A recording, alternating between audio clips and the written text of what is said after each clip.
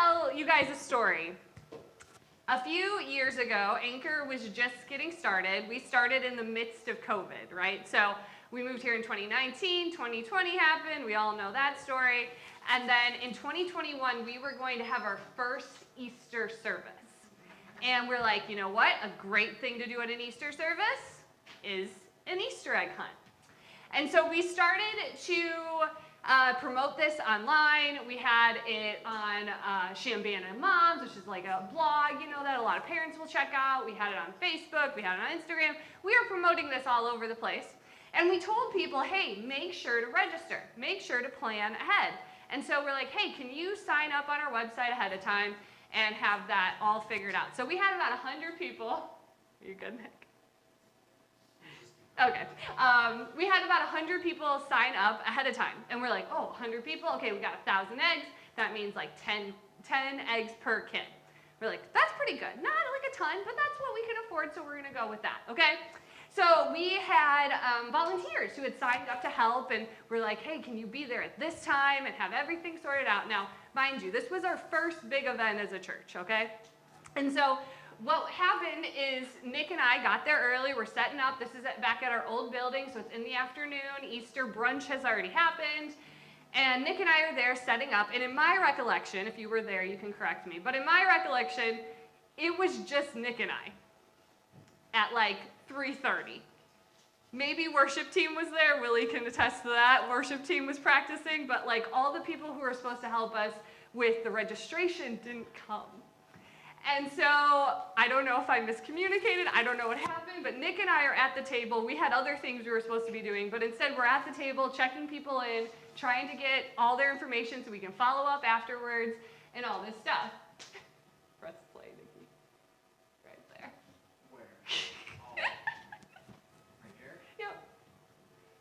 There you go. Give it up for Nick, everybody. And so we were at the registration people. The first family comes up. They have their Easter basket. They got their bunny ears. They're all cute in their Easter outfits. And we're like, hey, did you register ahead of time? And they're like, no. And we're like, that's totally fine. We're chill. You can check in now. It's fine. It's fine. We'll get you checked in. The next family comes. Hey, did you register ahead of time? No. Next family. No. And my mind is getting so overwhelmed by the thought of 1,000 Easter eggs, 100 kids, 1,000 Easter eggs, 100 kids. Okay, now we're at about 200. Okay, now we're up to 300. So we had about 300 people show up to this Easter egg hunt when we were expecting 100. And I like to plan events. The events we have here at Anchor, I typically put on. I like them to go well. I like the kids to show up and smile and to leave with smiles. And I came to the conclusion, as people kept checking in, that they were not going to leave with smiles. They were going to leave with tears.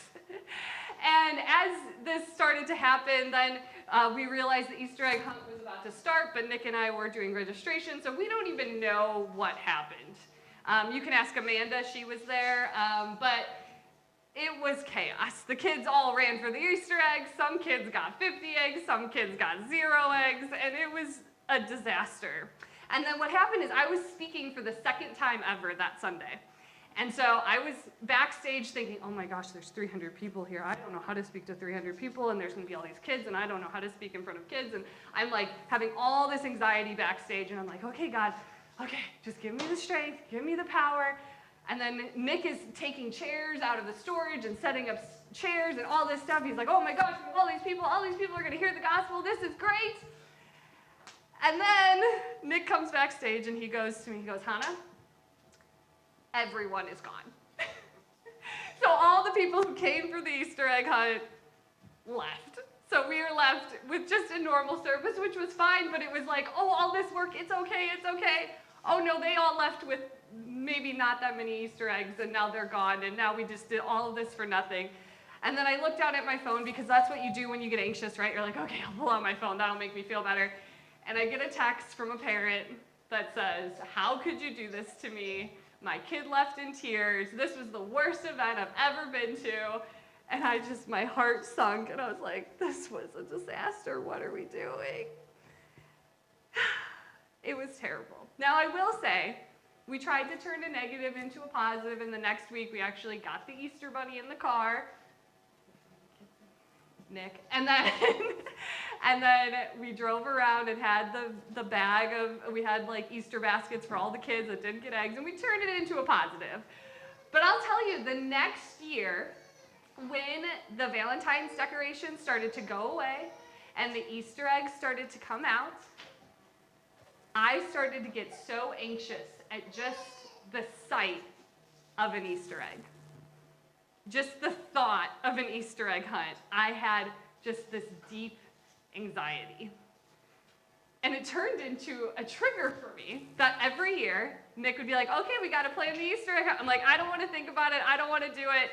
Oh, this is terrible. And I will say, over the years, I feel like God has healed me from that a bit. The past year, we had a pretty good Easter egg hunt. I think it was a good time. Kids got tons of candy. We have now we do 3,000 eggs or something just to make sure. We've learned a lot from it. But that was a bit of a trauma for me, which I know sounds silly, but it did keep on coming up, keep on coming up, keep on coming up. And I know every single person in this room has some sort of trauma. Every one of us have been through something. And I know an Easter egg hunt is the least of my traumas, okay? But each one of us have been through car accidents, have been through workplace toxicity, have been through domestic violence, bullying, sexual harassment, birth trauma. All these different things have happened to each one of us in one way, shape, or another. And today we're going to be talking about two women's stories of trauma and how that cycle can repeat itself and how God handles trauma throughout.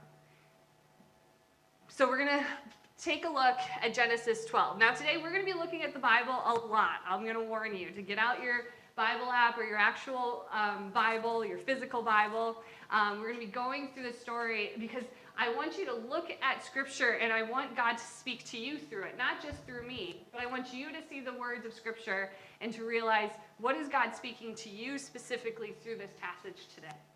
And so we're going to be looking at Genesis 12 to start, verse 10. I'll give you a second to get there.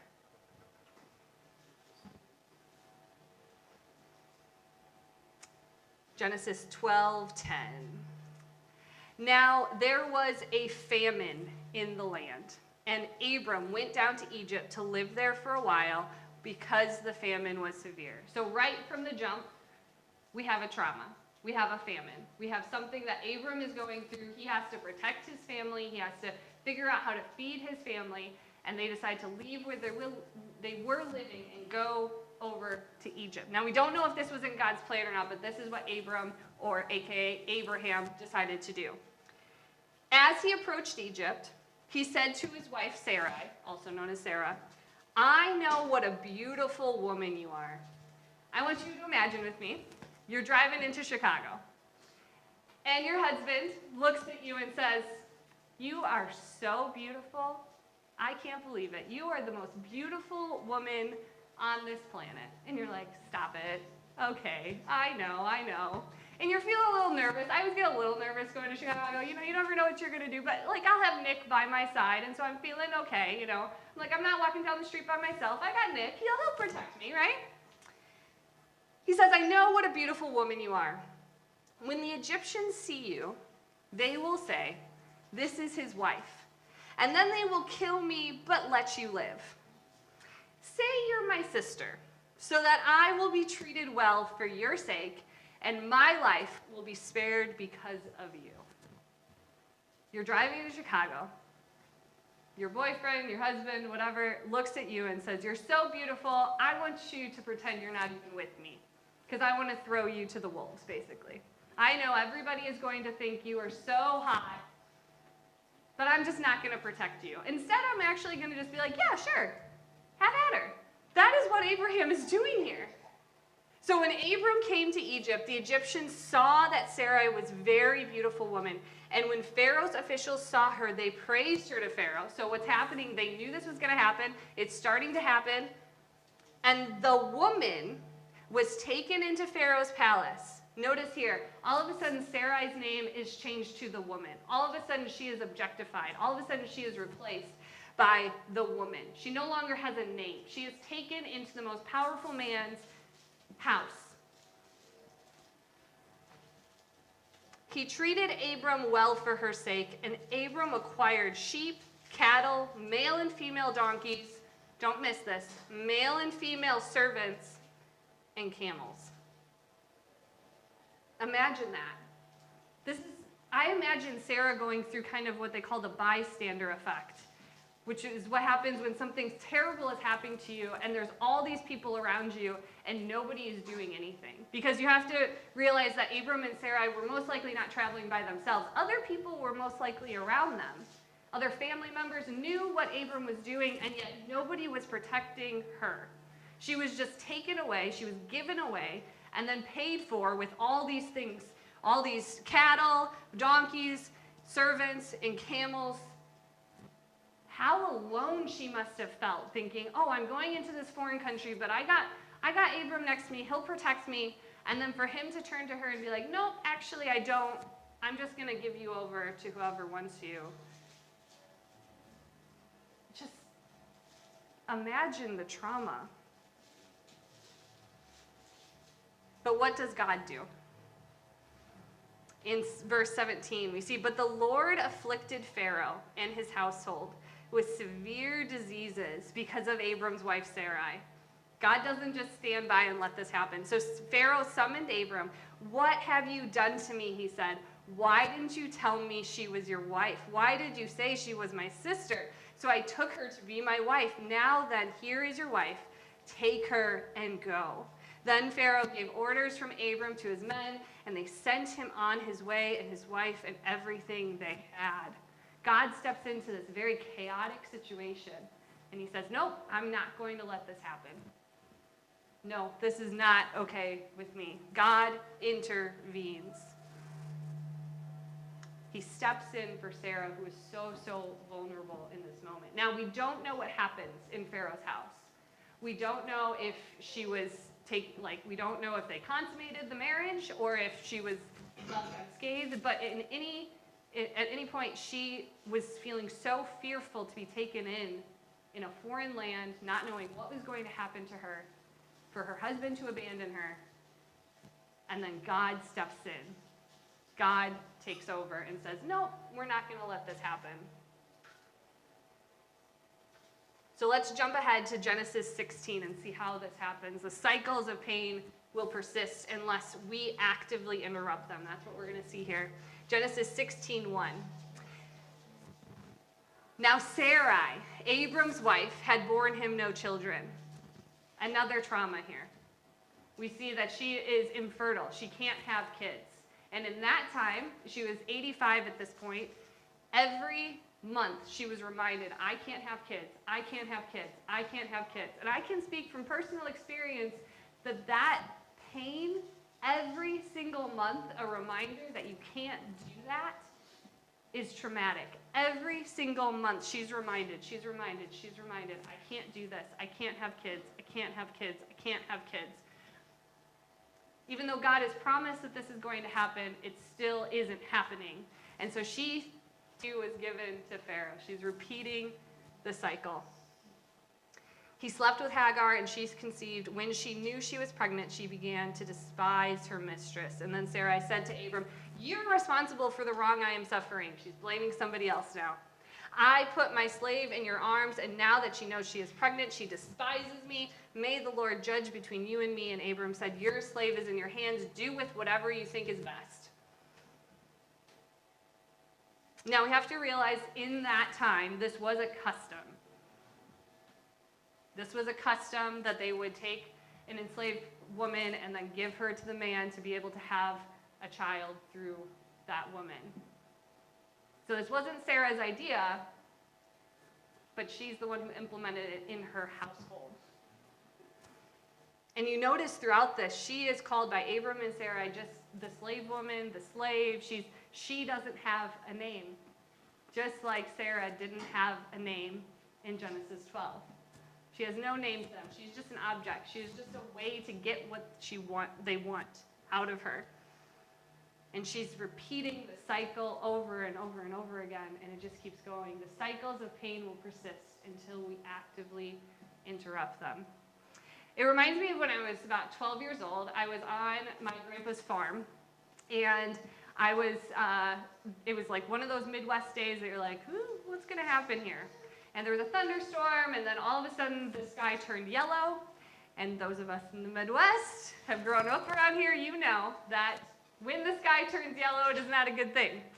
And so the sky turns yellow, the tornado sirens start going off, I start getting nervous, and then my whole family steps outside.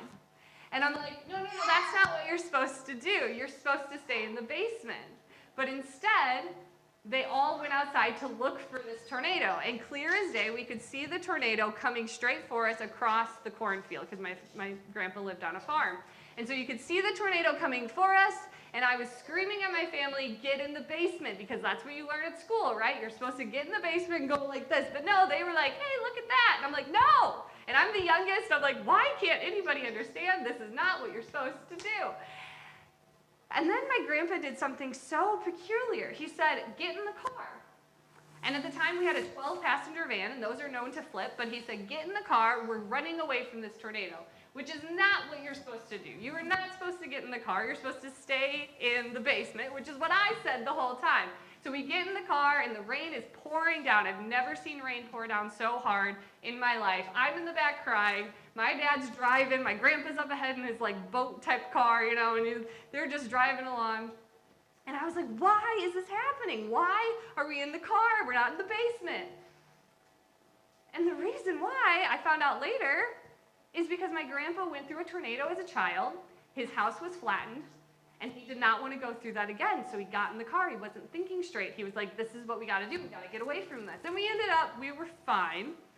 But because of my grandpa's trauma as a child, he passed that on to me as a child because he didn't deal with that. And I love my grandpa, and we're all fine. We all survived. But that's what can happen with things that happen in our lives if we aren't willing to deal with them. We can all of a sudden have this unprocessed pain and trauma. They don't just disappear. They find an outlet. We have to figure out how to deal with it, or else we will keep repeating the same cycle just like Sarah did, just like she did, just treating other people as objects to get what you want. But let's see what God sees and does here. In Genesis 16:7, it says, the angel of the Lord found Hagar near a spring in the desert. We're going to skip ahead. And said, Hagar, slave of Sarah, where have you come from, and where are you going? Notice here, the angel of the Lord steps in, and he calls her by name. For the first time in the story, Hagar has a name. And she says, I'm running away from my mistress, Sarah. And the angel of the Lord here does something that you don't really understand. He says, go back to your mistress and submit to her. But he says, I will increase your descendants so much that they will be too numerous to count. The angel of the Lord also said, you are now pregnant and will bear a son, and you shall name him Ishmael, which means God hears. For the Lord has heard your misery. Here, that should sound very familiar to you because Christmas is coming up. You are now pregnant and will bear a son. When does that show up in the Christmas story? Mary is told that same thing. You are now pregnant and are bear a son, and you shall name him Ishmael, Jesus. Yes, God hears. This moment that God is speaking to women happens again in the future. So cool. And then we're going to skip ahead a little bit more here. She gave this name to the Lord who spoke to her. You are El Roi, the God who sees me. For she said, I have now seen the one who sees me. She just keeps on repeating it. El Roi, the God who sees me. The God who sees me. And one thing I want to encourage you with today is that when you are dealing with this trauma, sometimes we can feel so alone. We can feel like, why is this happening to me? God, why did you let this happen? Why? But I want to encourage you today that God sees you. That God sees you as you're processing these terrible things. God sees you when you're in your therapist's office and you're going through all these things and saying, God, why? God sees you when you're in your car. God sees you when you're falling asleep at night and you're processing and you just don't understand. But God sees you. And this is the first name that God is called in the Old Testament, is the God who sees me. And he's called that by a woman, by an oppressed woman. Secondly, we see in Genesis 21, we're jumping ahead again, Genesis 21, verse 8. The child grew and was weaned. So Isaac, the promised child, was born to Sarah. On the day that Isaac was weaned, Abraham held a great feast. They did this because at this point, Isaac, at that point, it was like, okay, they're going to survive, basically, in those days. And so they got to the point that they're like, okay, he's about 1 or 2 years old, and he's probably going to survive into adulthood now. And so they get to that point, and Sarah, we're going to skip ahead a little bit more. She says, get rid of that slave woman and her son, for that woman's son will never share in the inheritance with my son Isaac. This is what's happening here. Sarah decides, she adopts this son, and then when she gets what she wants about 14 years later, she disowns him. She says, no, I don't need this anymore. Can you imagine in like this current context, if you were like friends with somebody and they adopted somebody because they couldn't give birth themselves, and then they, as soon as, if they got, let's say they miraculously got pregnant, and then they gave that child back? Like, this is just a terrible situation. And you look at this and you're like, God, this doesn't make sense. This is Sarah and Abraham. If you know anything about the Bible, they're like the matriarchs. They're a big family. And yet we see this just disgusting part of it. And you have to wrestle with it. And you have to figure out, why, God, why did this happen? Why is this in the Bible? But one thing I want to point out, we can't get into everything today, but one thing I want to point out is that we can look at the Bible and we can be like, why did this person do this? But we can also look at it and be like, wow, God, you included that, even though it was ugly, even though it didn't make sense to us. Like the author, like Moses, who wrote this part of the Bible, most likely, he could have just been like, that doesn't look good, let me get rid of that. But he kept it in, and it keeps us on our toes, and it makes us realize, hey, you know what, the people in the Bible weren't perfect. And if God can use them, God can use me. Ivy Grace. Let's keep going. The matter distressed Abraham greatly because it concerned his son. But God said to him, do not be so distressed about the boy and your slave woman. Listen to whatever Sarah tells you, because it is through Isaac that your offspring will be reckoned. I will make the son of the slave into a nation also, because he is your offspring. Early the next morning, Abraham took some food and a skin of water and gave them to Hagar. He set them on her shoulders and then sent her off with the boy. She went on her way and wandered into the desert. When the water in the skin was gone, she put the boy under one of the bushes. And then she went off and sat down about a bow shot away. And she thought, I cannot watch the boy die. And as she sat there, she began to sob. God heard the boy crying, and the angel of God called to Hagar from heaven and said to her, what is the matter, Hagar? Do not be afraid. God has heard the boy crying as he lies there. Lift the boy up, take him by the hand, for I will make him a great nation. And then God opened her eyes, and she saw a well of water. So she went and filled the skin with water and gave the boy a drink. And God was with the boy as he grew up. You notice his name meant God hears. And then later on, 14 years later, we see that God did indeed hear his cries. And again, we're wondering, why, God? Why did you tell Abram to cast them into the desert? But if we look deeper, we can see they were free. They were finally let free of this trauma that they were going through. Now, that's not exactly how Hagar probably would have wanted it, honestly. Probably could have been an easier way. But we see she was finally let free of the oppression in this moment. God not only intervenes against oppressors, but personally meets the oppressed, restores their dignity, and guarantees their future.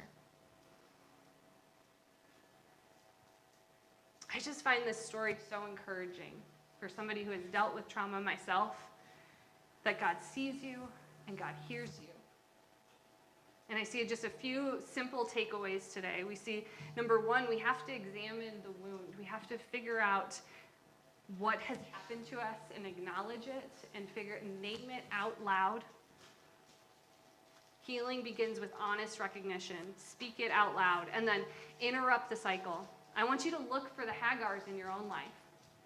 Going back to the Easter egg story, this can be very practical for us today. Let's say Easter is coming up in a couple months, and if I didn't process what I went through, I could all of a sudden be very anxious around all of you in this room and be like, Willie, did you make sure, like, I gotta check with you like 20 times that you're gonna be there on time.